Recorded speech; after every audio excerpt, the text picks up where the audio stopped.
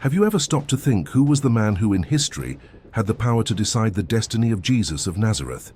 His name echoes through the centuries, immortalized by one of humanity's most crucial events, Pontius Pilate, the Roman governor of Judea. But who really was this controversial figure? More than just a supporting character in the Gospels, Pilate was a central character in the tumultuous Roman Republic of that time, a man whose decisions shaped not only his own life, but also the course of history and the emergence of a new faith. His story is much more complex than you might imagine, marked by intense conflicts, constant tensions with a people difficult to govern, and an end as uncertain as his own existence.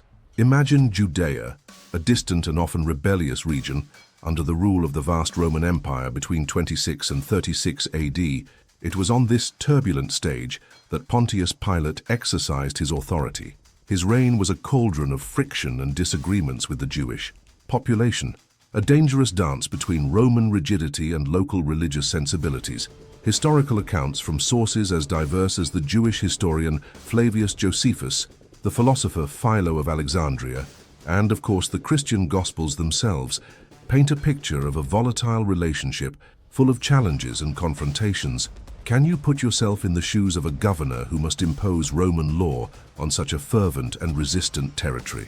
Before his arrival in Judea, little was known about Pilate's life, which adds a layer of mystery to this figure. The surname Pilate could even suggest a connection to the pilo, the javelin used by Roman soldiers, hinting at possible military experience that prepared him for the position. Historians speculate that he likely commanded legions on other borders of the empire, following the traditional path of members of the equestrian order, a respectable position within the Roman nobility. His appointment as the fifth governor of Judea by Emperor Tiberius was no coincidence. It was a position of immense responsibility, given the delicate nature of the province. Educated and well-established in the social and political structure of his time, Pilate represented the highest authority in Rome in that land, and this granted him unprecedented power.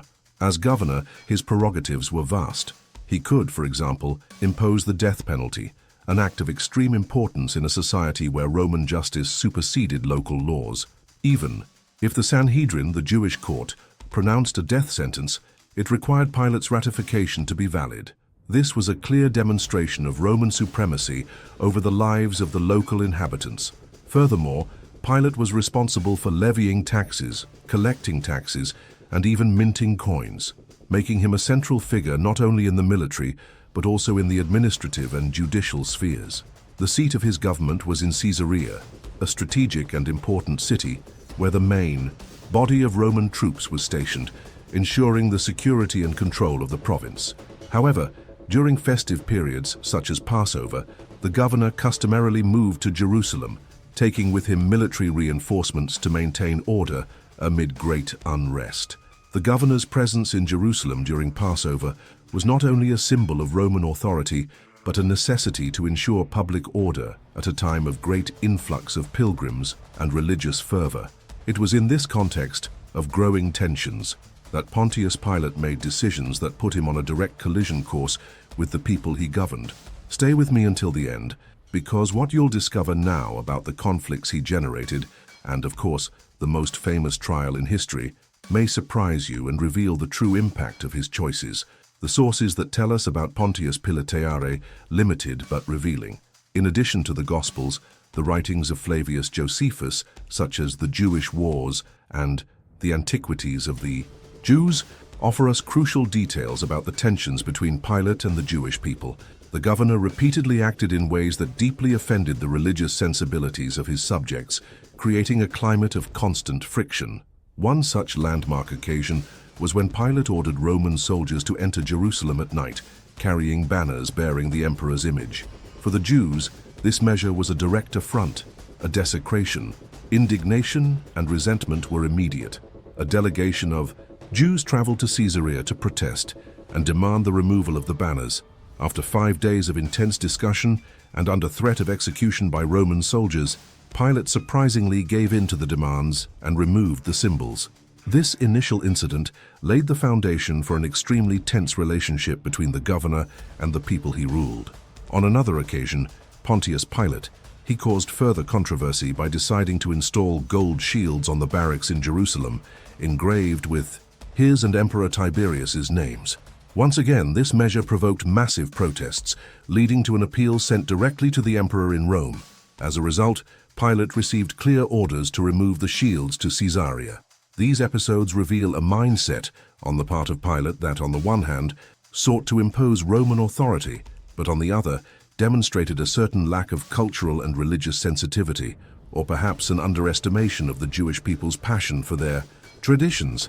However, one of the most controversial actions which sparked the greatest outrage among the Jews was the use of the temple treasury to build an aqueduct.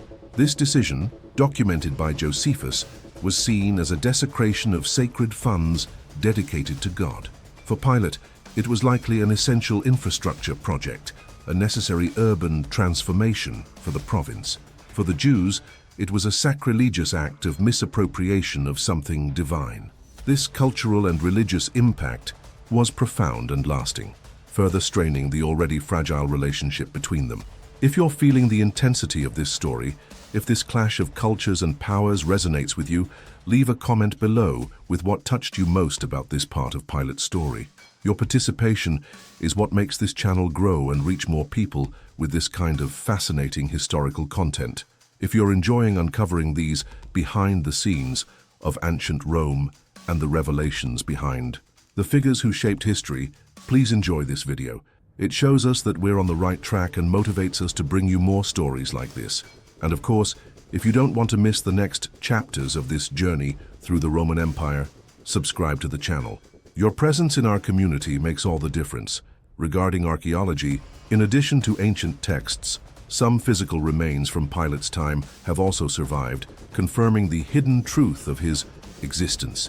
For example, some coins minted during his reign bearing the name of Emperor Tiberius have been found, but perhaps the most interesting is the famous Pilate's stone, discovered in Caesarea in 1961. This inscription is the only known physical evidence of a Roman governor of Judea before the Jewish-Roman wars. It's an archaeological impact that validates the story. Now, I want to delve even deeper into this subject, and we'll talk about the decision that immortalized him forever in human history. In the year 33 after Christ, the Judea, that cultural and religious powder keg under Roman rule, was about to witness the event that would forever seal the name of Pontius Pilate in history. Jewish leaders, eager to condemn Jesus, went to the governor to present their accusations. The gravity of the situation was immense. Jesus was accused of being subversive, of inciting the people not to pay taxes to Rome, and most dangerous of all, of claiming to be a king, a direct and unacceptable challenge to Caesar's power and authority. During the trial of Jesus, Pilate exercised his role as governor with extreme, almost reluctant attention. The Gospels, which are the most detailed sources from this moment, show that he repeatedly tried to free Jesus.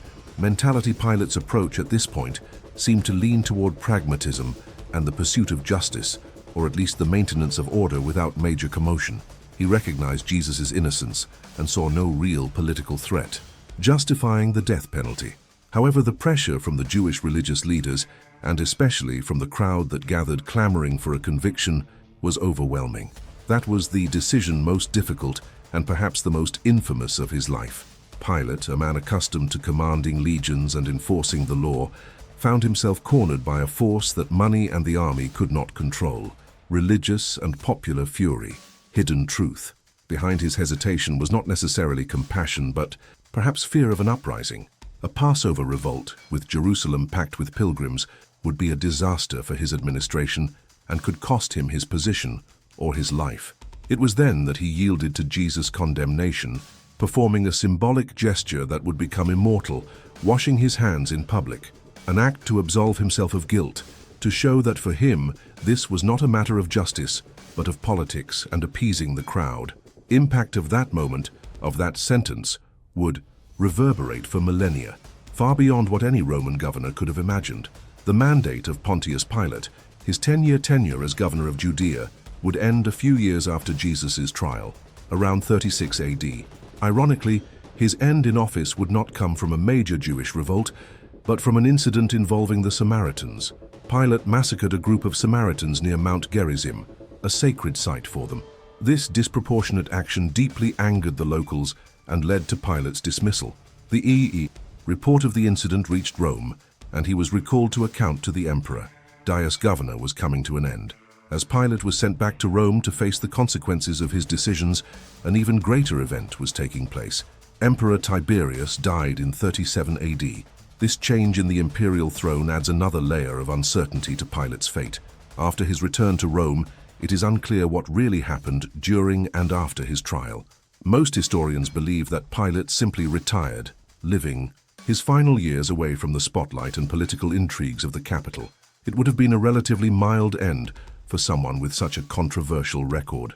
However, there is our revelation alternative, a more dramatic legend.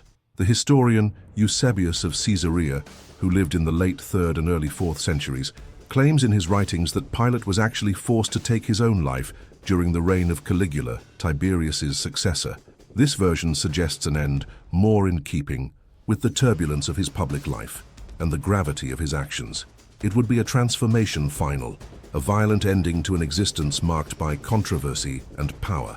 The behind-the-scenes of history, at this point, become more nebulous, shrouded in speculation and legends that time has not been able to completely dispel.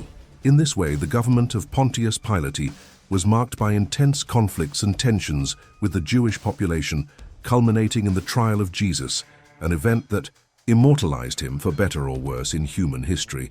His figure remains an enigma, a man caught between Roman duty and the demands of a mob, between the law and political pressure. Impact of your life and your decisions is undeniable, reverberating to this day. It is a vivid reminder of how individuals in positions of power can, inadvertently or not, alter the course of history in profound and lasting ways. Comment here: does power corrupt? Now I want to go even deeper into this subject, because to understand the complexity of the actions of Pontius Pilate, it is essential to know where he came from, his origin, and what shaped him to become a ruler of such authority in such a volatile environment. Before his appointment as governor of Judea, little was known about his life, which in a way makes his day even more intriguing, almost like a hidden truth to be unveiled. The surname Pilate in itself already gives us an interesting clue. It may be related to the Latin word pilo, which was the name of a heavy javelin widely used by Roman soldiers. This small revelation, the etymological significance, suggests a possible skill with this weapon, which leads us to speculate about his prior military experience. After all, for a member of the equestrian order, a respectable class of Roman nobility who often served as officers in the army, experience on the battlefield was almost a prerequisite for ascending to important positions, such as prefect of a province. The origin of Pilate, another piece of this puzzle. He would come from the Sannio region of central Italy, an area known for being the birthplace of ancient Samnite-leading families. This may indicate an ancestry of a people with a strong warrior tradition and perhaps a mentality forged in resilience and discipline.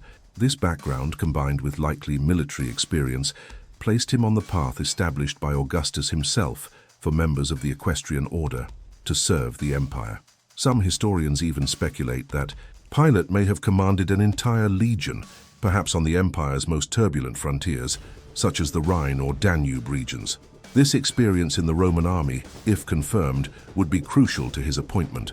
After the removal of Herod's son Archelaus, Emperor Tiberius needed someone competent and loyal to manage the unstable Judea, and it was in this context that Pontius Pilate stood out. In the year 26 AD, he was officially named the 5th governor of Judea under imperial rule. His position in the equestrian order meant he belonged to a family that had risen socially over time, solidifying its place in the power structure of Rome. Pilate was not only a man of respectable origins and possibly a military background, he was well educated and married, placing him firmly within the Roman high society of his time. He represented the embodiment of imperial power in a province that was a veritable powder keg. This transformation from a likely military officer into a governor with almost unlimited power over the life and death of a people as complex as the Jews is fascinating. It was a day that would take him to the center of one of humanity's greatest narratives, impact that echoes to this day. Comment there: mysterious past. And it's curious to note how on this chessboard of decisions and alliances, every detail had a hidden meaning far beyond appearances. Pilate's absolute power wasn't just a matter of formality, It had a genuine impact on the collective mentality of the War region. After all, he wielded an authority that transcended the logic of military force. The mere fact that he could decide on the life and death of any inhabitant placed Pilate as a living symbol of Roman supremacy. His orders could not be questioned, and any attempt to challenge them was swiftly crushed in the name of order and discipline. This supremacy manifested itself in every aspect of daily life, especially in the sphere of taxes. Tax collection was not only a mechanism for enrichment for Rome, but also a silent transformation in the social structure of the local people. It was as if, with each coin handed over, the population reinforced a pact of submission, a constant reminder that the truth of the empire prevailed over any custom or personal desire. Taxes not only ensured the functioning of the imperial machine, but also fueled a feeling of impotence and revolt among those who saw their efforts drained by a system that cared little for their suffering. And then there was the symbolic weight of the coins. In every transaction, in every simple market purchase, the emperor's image stamped in silver or bronze whispered a silent message. Rome is here, in every detail of your daily life. Pilate was the guardian of this cycle, overseeing the economic flow and ensuring that control never slipped from his grasp. All of this fueled a simmering underbelly of resentment and distrust. It was not uncommon to spot suspicious glances, whispered conversations in alleyways, and small rebellions disguised as religious protest. The clash between tradition and domination often took place silently, but its energy spread like a shared secret among those yearning for transformation. The truth is that, despite the appearance of stability, there was an inevitable clash of cultures. The ancient customs of Judea clashed daily with the pragmatic rigidity of Roman law, creating fissures in the relationship between the governed and the rulers. This clash generated unpredictable situations, moral dilemmas, and choices with profound impacts for all involved. Now I want to delve even deeper into this subject. There's a detail often overlooked in narratives: Pilate's strategic movement. Officially, his residence was in Caesarea, on the shores of the Mediterranean Sea, a place of comfort and distance from the religious conflicts in Jerusalem. But on major holidays, such as Passover, he would temporarily move to Jerusalem, installing himself with all his military equipment, alert for any sign of disorder. It wasn't just a formality, but a calculated decision, a gesture of anticipation of the explosive tension that often emerged when crowds gathered around the temples, carrying faith, hope, and also revolt. There, amid the stream of pilgrims, Pilate became more than a political authority. He was the symbol of the hidden truth about what truly sustained the balance of that society. His every step was watched. Every decision brought unpredictable consequences and fed the larger narrative of a city that, beneath the surface, never ceased to pulsate with the promise of change. Right there, I'm on this journey too, just so I know who is connected to each behind the scenes of this story. But this scenario of absolute dominion was, in practice, far more unstable than the marble palaces or the shiny coins suggested. In fact, all it took was for Pilate to make a few seemingly simple but profoundly symbolic decisions for the surface of stability to crack and tensions to emerge with force. One of the first revelations of this tense relationship came when Pilate decided to bring the military standards bearing the emperor's image to Jerusalem. By Roman standards, it was just another gesture of assertion of power, a demonstration of loyalty to the empire's highest authority. But for the Jewish inhabitants, it was a frontal clash, almost an affront to the city's collective soul. It was not just an image, but a symbol that suddenly invaded a sacred space, a place where any human representation was seen as a direct offense to the one, invisible God who guided their traditions. The entry of these banners was not met with silence or resignation. There were murmurs, then protests, a growing dissatisfaction that spread beyond the gates and into the streets. It was the beginning of a journey of conflict, in which each decision by the governor could have a profound impact, far beyond his original intentions. Amidst these behind-the-scenes events, it becomes clear that Pilate's mindset, however rigid, needed to adapt to the heat of popular reaction. It didn't take long for him to feel the weight of discomfort, being pressured to reconsider his actions in the face of unexpected resistance. The very concept of authority was tested at every turn, to the point that Pilate was forced to negotiate, even reluctantly, revealing a facet of vulnerability rarely exposed by Roman power. Another episode that left indelible marks on this relationship was the installation of the golden shields, also bearing imperial symbols in Herod's palace. The news spread like wildfire among the elite and the people, igniting a heated debate about respect, identity, and cultural boundaries. For Pilate, it may have been merely an administrative decision, another bureaucratic formality of the empire.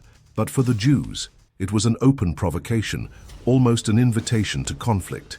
The effect was immediate and devastating. Local leaders joined in intense protests, demanding not only the removal of the symbols, but also respect for what was considered sacred. These small acts of religious disrespect laid the foundation for an explosive relationship, one of quick decisions, forced adjustments, and behind-the-scenes dealings where every detail was watched as a sign of what might come next. Now I want to delve even deeper into this subject because understanding these initial clashes is crucial to understanding the shift in mindset that was beginning to emerge. On both sides of this historic conflict, comment there, "That makes sense to me." What happened next was one of those episodes in which every detail carries a hidden truth about power, intention, and the clash of worldviews.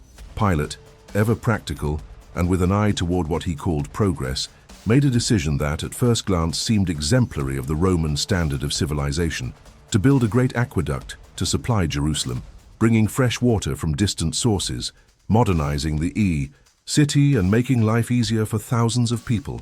But behind the scenes of this choice lay a decision that would change the tone of the entire relationship between governor and governed. Funding for this ambitious project would not come from Rome's coffers, but rather from the temple treasury, a sacred fund accumulated from Jewish donations, tithes, and offerings intended exclusively for worship, the maintenance of traditions, and the spiritual needs of the people. For Pilate, it was simply a matter of administrative logic, using available resources for a public project that, in theory, would benefit everyone. However, for the people of Jerusalem, this decision was interpreted as a direct affront to the sacred, an outrage that traversed not only the law but their collective identity itself. The revolt took shape almost instantly.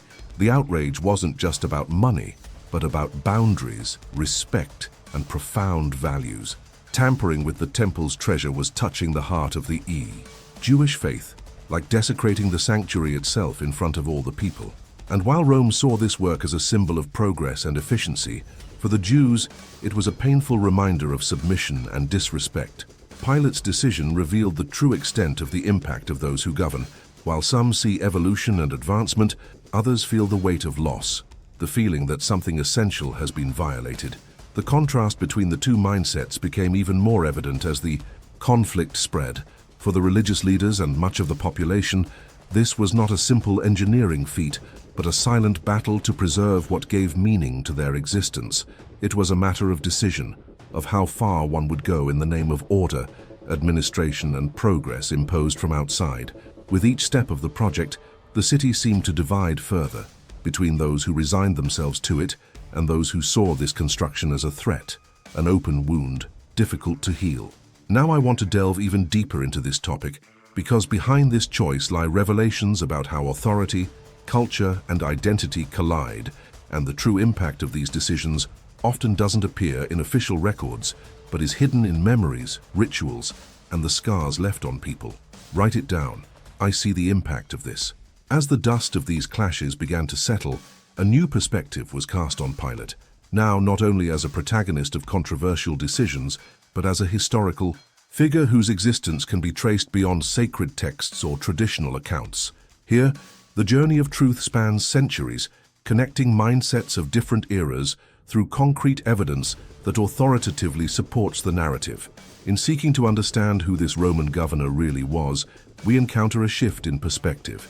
He ceases to be merely a name shrouded in controversy and becomes a tangible figure whose traces have spanned generations and continue to arouse curiosity in the realms of archaeology and historiography. Among the main sources, three voices stand out. Flavius Josephus, one of the most celebrated Jewish historians, narrated Pilate's events in rich detail, highlighting both his political decisions and the friction they caused. In his works, we find accounts of religious offenses, popular uprisings, and attempts at negotiation, each event forming a mosaic of conflicts that marked the era. Another relevant perspective appears in Philo of Alexandria, a Jewish Hellenic philosopher and chronicler, who described Pilate as an inflexible administrator, but also subject to pressure, a man of sometimes firm, sometimes hesitant decisions, whose mindset wavered in the face of unexpected resistance from the Jewish people. And of course, the Christian Gospels, especially those of John and Matthew, record not only the political context, but also the emotional nuances of the moments when Pilate faced profound moral dilemmas, participating directly behind the scenes of the most famous trial in history. But it's not just words that sustain Pilate's image. The impact of his rule is also revealed in tangible evidence, such as coins minted during his administration, circulating like small time capsules, bearing not only the emperor's face, but also the unmistakable mark of Roman authority in that land. And then there's the famous Pilate stone, a priceless archaeological find discovered in Caesarea Maritima, which bears the name Pontius Pilate, inscribed in Latin, attesting to his royal presence as prefect of Judea. These behind-the-scenes accounts of history provide us with irrefutable proof of his presence and power, reinforcing that, behind the narratives, there are concrete records that support the truth of the facts. Now, I want to delve even deeper into this subject, because when we connect historical sources with archaeological remains, we embark on a journey of revelations about the real impact a leader can have, not only in their own time, but in the memories and records of all humanity. Comment there. History leaves its mark. As the shadows of that restless dawn dissipated and the first rays of sunlight pierced the Jerusalem sky, the corridors of the Roman Praetorium filled with murmurs, attentive glances, and a tension that seemed to permeate the stone walls. It was the beginning of a definitive journey, the encounter of two colliding worlds, the power of Rome, embodied in Pilate, and the silent hope of a people who saw in Jesus a new meaning for existence. There, before the Roman governor, the Jewish leaders brought their accusations, filled with words that carried the weight of historic decisions. Jesus was, according to them, a subversive, someone who challenged the established order and proclaimed himself king in a land that already had an emperor.